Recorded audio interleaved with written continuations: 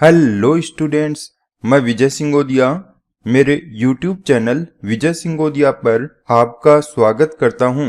आज हम पढ़ेंगे फंक्शंस पार्ट 9 और इसमें हम दो टाइप के फंक्शंस पढ़ेंगे। पहला एक्सपोनेंशियल और दूसरा logarithmic. Okay, now we start the lesson with exponential function and logarithmic function.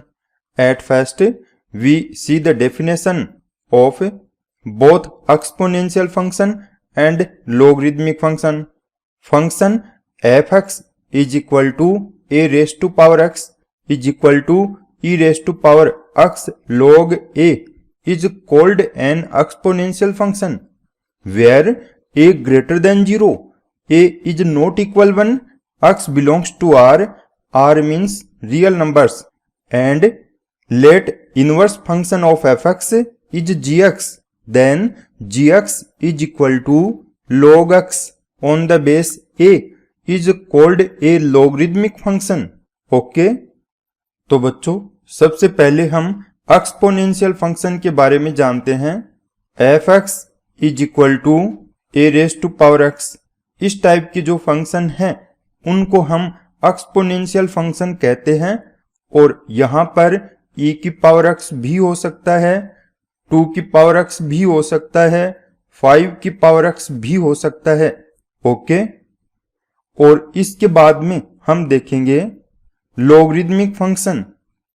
तो लॉगरिदमिक फंक्शन एक्सपोनेंशियल फंक्शंस के इनवर्स फंक्शन होते हैं. और कोई लॉगरिदमिक फंक्शन को हम gx से डिनोट करें तो यहाँ gx log x टाइप का होगा. यहाँ पर इसका बेस a है, या आप यूं भी कह सकते हो log e बेस पर x टाइप का भी हो सकता है. हमें इन दोनों फंक्शंस के लिए ये बात ध्यान रखनी होगी कि यहाँ पर a की वैल्यू पॉजिटिव होगी और a इज नॉट इक्वल 1 होगा और x कोई भी रियल नंबर हो सकता है. यहाँ हमने लॉगरिदमिक और एक्सपोनेंशियल फंक्शन में ये कनेक्शन देखा कि लॉगरिदमिक फंक्शन एक्सपोनेंशियल फंक्शन का इनवर्स फंक्शन होता है. इस बात को हम इनवर्स फंक्शन फाइंड करने का जो कंसेप्ट है उसके आधार पर प्रूव कर सकते हैं. तो इसका प्रूफ आप देखिए. हमने माना यहाँ पर कोई फंक्शन f(x) है और ये एक्सपोनेंशियल फंक्शन है, यानी a की पावर x है. और इसके बाद में हम x की वैल्यू यहाँ पर लिखेंगे तो ये आएगी f इनवर्स a की पावर x, और इसको नाम दे दिया इक्वेशन नंबर फर्स्ट. यहाँ हमने माना कि a की पावर x है, ये y है, और ये इक्वेशन नंबर 2 हो गया. और इसके बाद में इसके दोनों साइड्स का log लेंगे तो ये बनेगा x log a बेस पर a is equal to log a base पर y. यहाँ पर हमने log का जो बेस है वो a रखा, और इसके बाद में आप देखिए यहाँ पर log a बेस पर a इसकी वैल्यू 1 है तो x इक्वल टू आएगा log a बेस पर y. ये इक्वेशन नंबर 3 हो गया. अब आप देखो इक्वेशन नंबर 2 और 3 से a की पावर x और x की वैल्यू 1 में पुट करेंगे. इसे मैं लिखता हूं फ्रॉम इक्वेशन 1, 2 एंड 3. हमें मिलेगा log a बेस पर y is equal to f inverse y. और इससे हम देखते हैं f inverse y is equal to आ गया log a बेस पर y. अब दोनों साइड में y को x से सब्स्टिट्यूट करेंगे तो ये वैल्यू बनेगी f inverse x is equal to log a base पर x. और यही अपना इनवर्स फंक्शन आ गया, यानी कि किसी भी एक्सपोनेंशियल फंक्शन का जो इनवर्स फंक्शन है वो लॉगरिदमिक फंक्शन होता है. तो ये आ गया log a बेस पर x, और यही अपने को प्रूव करना था. यहाँ पर f इनवर्स x को gx माने तो ये बनेगा log a बेस पर x।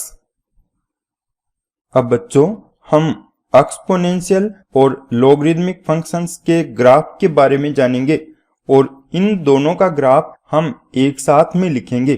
तो यहाँ पर जो पहला ग्राफ है ये a ग्रेटर देन 1 के लिए है और दूसरा graph a greater than 0 and less than 1 के लिए है। यानी पहले वाले में a की वैल्यू 1 से ज्यादा है, दूसरे वाले में a की वैल्यू 0 और 1 के बीच में है। यहाँ पर पहले वाले ग्राफ में आप देखिए a की पावर x, इसका ग्राफ हम ड्रॉ करेंगे तो ये ऊपर की तरफ यूं आएगा और ये y अक्ष को 0,1 इस पॉइंट पे कट करेगा और उसके बाद में हम log a बेस पर x यानी कि लॉगरिदमिक फंक्शन का ग्राफ ड्रॉ करेंगे तो ये ग्राफ इस तरफ यूं आएगा और ये x अक्ष को 1,0 पे कट करेगा। अब आप देखिए कि ये दोनों ग्राफ y इक्वल x जो लाइन है यानी कि ओरिजिन से जाने वाली लाइन और पॉजिटिव x अक्ष से 45 डिग्री का एंगल बनाने वाली लाइन इसके प्रति सिमेट्रिक होते हैं। यानी ये दोनों के दोनों ग्राफ y इक्वल x के प्रति सिमेट्रिक हैं। जितना ग्राफ इसके ऊपर की तरफ a की पावर x का है वैसा ही ग्राफ log a बेस पर x यानी कि लॉगरिदमिक फंक्शन का नीचे की तरफ है। ये दोनों एक दूसरे के इनवर्स फंक्शन होने की वजह से इनके ग्राफ इस लाइन के दोनों तरफ एक जैसे हैं। और अब हम देखते हैं कि जब a की वैल्यू 0 से ज्यादा और 1 से कम है तो उस कंडीशन में इनके ग्राफ यूं होंगे। पहले a की पावर x का ग्राफ ये वाला होगा, बाद में log x का ग्राफ ये होगा। a की पावर x y अक्ष को 0,1 पर कट करता है और log x ये x अक्ष को 1,0 पे कट करता है। अब इसी के साथ इन दोनों फंक्शंस के लिए डोमेन और रेंज के बारे में जानेंगे। तो हम पहले वाली कंडीशन में इनके डोमेन और रेंज देखेंगे। यानी जब a ग्रेटर देन 1 है उस समय f(x) इक्वल टू a की पावर x के लिए और दूसरा gx is equal to log x के लिए। पहले a की पावर x के लिए डोमेन और बाद में हम देखेंगे रेंज। तो डोमेन में आप देखो a की पावर x का जो ग्राफ है ये इधर -इंफिनिटी से लेकर इस तरफ +इंफिनिटी की तरफ आता है। यानी आप यहाँ पर x की कोई भी वैल्यू पुट करो तो ये उसके लिए कोई ना कोई आउटपुट देता है। तो यहाँ डोमेन हो गया रियल नंबर और उसके बाद में रेंज आप देखो ये जो ग्राफ है इसके लिए f(x) की जो वैल्यू है वो 0 से लेकर +इंफिनिटी के बीच में है। यानी कि ग्राफ की जो वैल्यू बनती है, जो आउटपुट आता है वो 0 से इंफिनिटी के बीच है। यानी इसमें सारे के सारे पॉजिटिव रियल नंबर्स हैं। तो रेंज आएगी r पॉजिटिव। अब इसके बाद में gx के लिए आप देखो पहले हम लिखेंगे डोमेन, बाद में लिखेंगे रेंज। तो log x का जो ग्राफ है उसमें आप देखिए कि x की जो वैल्यू हम पुट कर सकते हैं वो 0 से लेकर इंफिनिटी के बीच की कोई वैल्यू पुट कर सकते हैं। इसका मतलब हम यहाँ केवल पॉजिटिव नंबर्स को रख सकते हैं। यानी इसका जो डोमेन आएगा वो आएगा r पॉजिटिव और उसके बाद में रेंज। तो रेंज के लिए आप देखो कि ये ग्राफ -इंफिनिटी से लेकर +इंफिनिटी तक फैला हुआ है। यानी यहाँ पर रेंज पूरे के पूरे रियल नंबर्स आएंगे। ओके, अब हम दूसरी कंडीशन में इनके डोमेन और रेंज देखेंगे। यानी जब a की value greater than 0 and less than 1 है तो सबसे पहले मैं a की पावर x के लिए लिखूंगा और उसके बाद में gx is equal to log x के लिए लिखूंगा।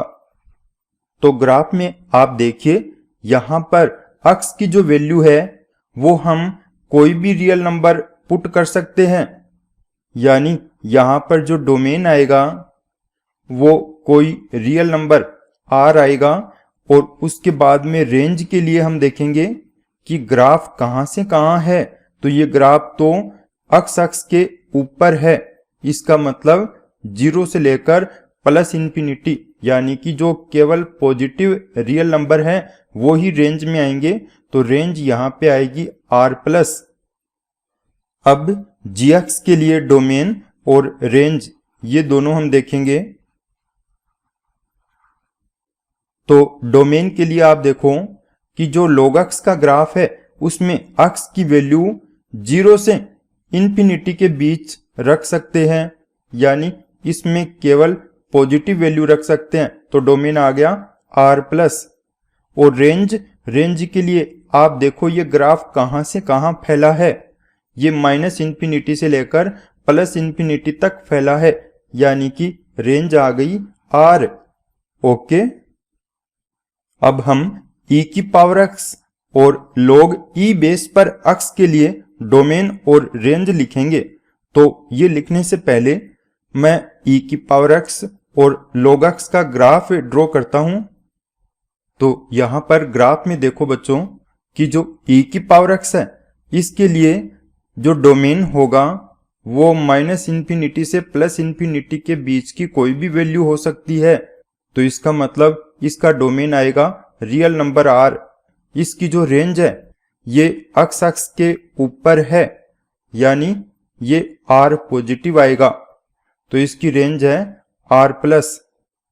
बाद में gx के लिए आप देखो कि gx का जो ग्राफ है इसमें x की वैल्यू 0 और इंफिनिटी के बीच की कोई वैल्यू हम पुट कर सकते हैं। इसका मतलब इसका डोमेन आ गया r+। और इसकी जो रेंज है ये माइनस इंफिनिटी से लेकर प्लस इंफिनिटी तक है, यानी इसमें रेंज आ गई रियल नंबर r। ओके, तो बच्चों आज हमने दो टाइप के फंक्शन जाने, पहला एक्सपोनेंशियल, दूसरा लॉगरिदमिक। इसके बाद नए लेसन में नए कंसेप्ट के साथ वापस मिलेंगे। ओके।